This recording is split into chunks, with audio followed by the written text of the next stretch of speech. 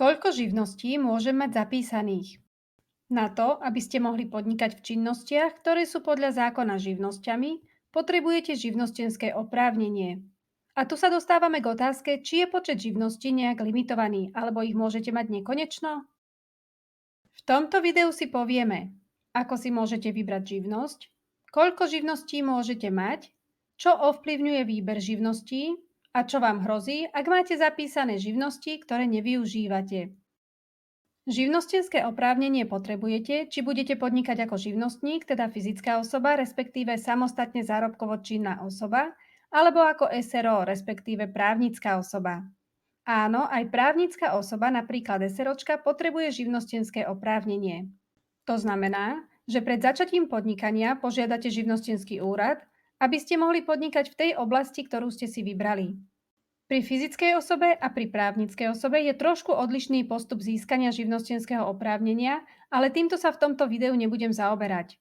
Pre obe formy podnikania platí, že svoju činnosť si môžete vybrať spomedzi voľných, remeselných a viazaných živností.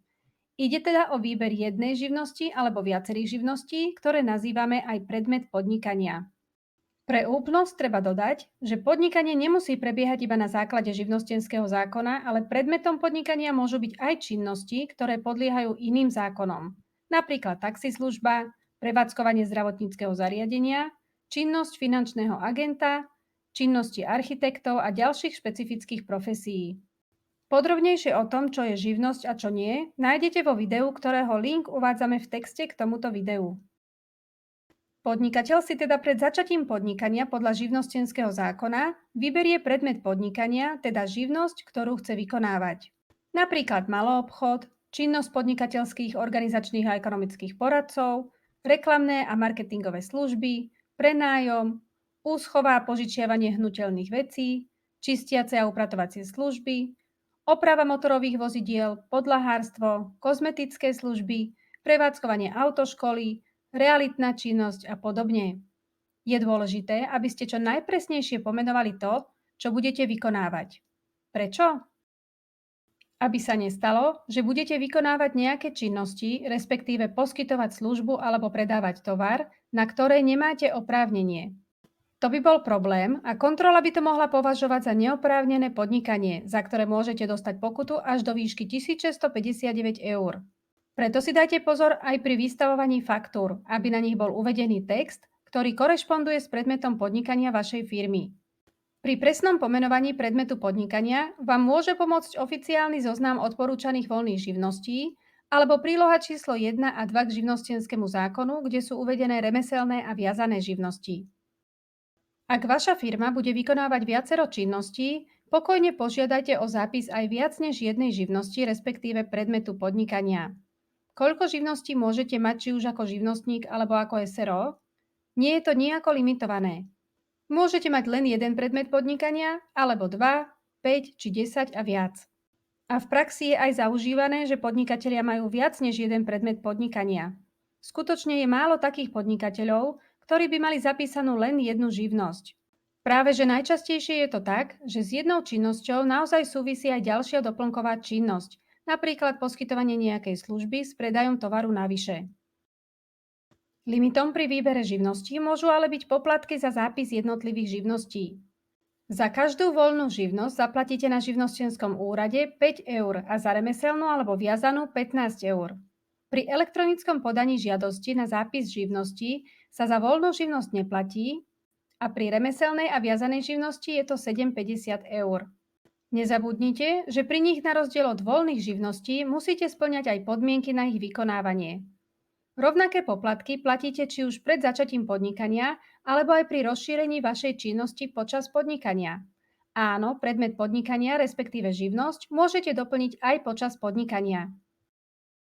Pri rozšírení živností u fyzických osôb, živnostníkoch, je aj samotný proces dodatočného doplnenia živnosti podobný ako pri otvorení živnosti a je nenáročný a rýchly.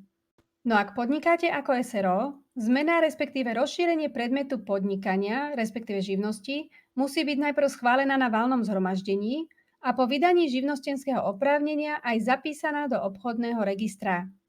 A za každý návrh na zápis zmeny údajov do obchodného registra už zaplatíte 33 eur, pričom v jednom návrhu môžete mať zapísaný ľubovoľný počet zmien, respektíve nových živností či iných zmien.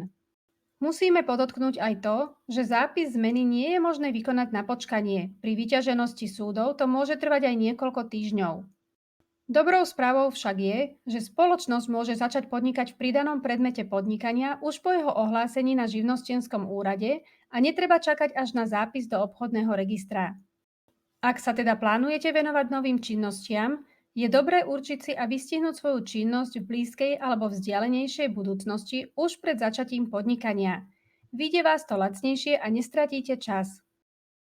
Pri rozhodovaní o tom, aký predmet podnikania, respektíve akú živnosť budete vykonávať, je teda dobré, aby ste si ich zapísali toľko, koľko potrebujete. Ale zapisovanie zbytočných predmetov podnikania, teda takých, ktoré reálne vykonávať nebudete, sa neodporúča, a to z týchto troch dôvodov. Po prvé, príliš veľa činností pôsobí nedôveryhodne. Po druhé, môžu vám z nich vyplývať ďalšie povinnosti, napríklad podávanie hlásení na iné úrady, čo je, ak ich nevykonávate, iba zbytočná nadpráca.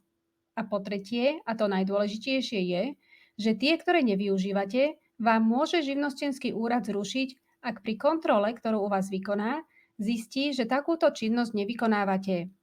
Živnostenský zákon hovorí, že ak živnostník nezačal vykonávať danú činnosť, respektíve viaceré živnosti, dlhšie než 4 roky od vzniku živnostenského oprávnenia, môže mu ju živnostenský úrad zrušiť. A to či už z vlastného podnetu, alebo aj iného podnetu. To znamená, že ak živnostenský úrad zistí, že máte v živnostenskom oprávnení toľko živností, že je dosť nepravdepodobné, aby ste všetky stíhali vykonávať, vyzve vás na zrušenie tých, ktoré nevyužívate. Prípadne v súčinnosti s daňovým úradom zistí, ktoré to sú a zruší ich sám a hrozí vám aj pokuta. Počet živností, ktoré chcete mať zapísané v živnostenskom registri a v prípade SRO v obchodnom registri, je teda čisto na vás. Snažte sa zapísať všetky, ktoré budete vykonávať, ale zároveň to neprežente a nepridávajte si také živnosti, ktoré nebudete potrebovať len preto, že sú voľnými živnosťami, respektíve, že sú zadarmo. Ďakujeme, že ste si pozreli toto video.